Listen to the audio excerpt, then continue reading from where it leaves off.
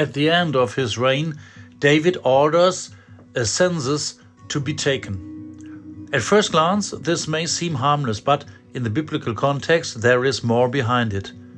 In those days, a census primarily meant determining the military strength of the people. David wanted to know how large and powerful his army was.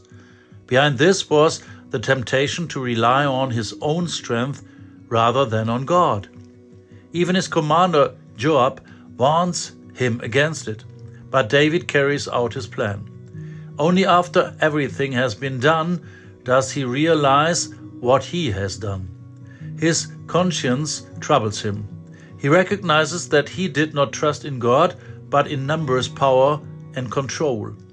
At that moment, David does not try to justify himself. Instead, he goes to God and speaks a simple and honest prayer. David said to the Lord, "I have sinned greatly in what I have done. Now, Lord, please take away the guilt of your servant."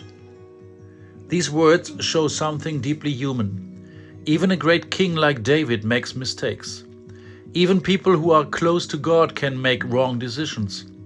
What matters is not that David never sins. What matters is that he has the courage to recognize his guilt and confess it before God. This is also very relevant for today. We too live in a world where performance, numbers, and control play a major role. We measure success, compare ourselves with others, and try to make our lives as secure as possible. In doing so, it can easily happen that we place more trust in our own abilities than in God. David's path reminds us that there is always a way back. Whoever confesses their guilt opens the door to a new beginning.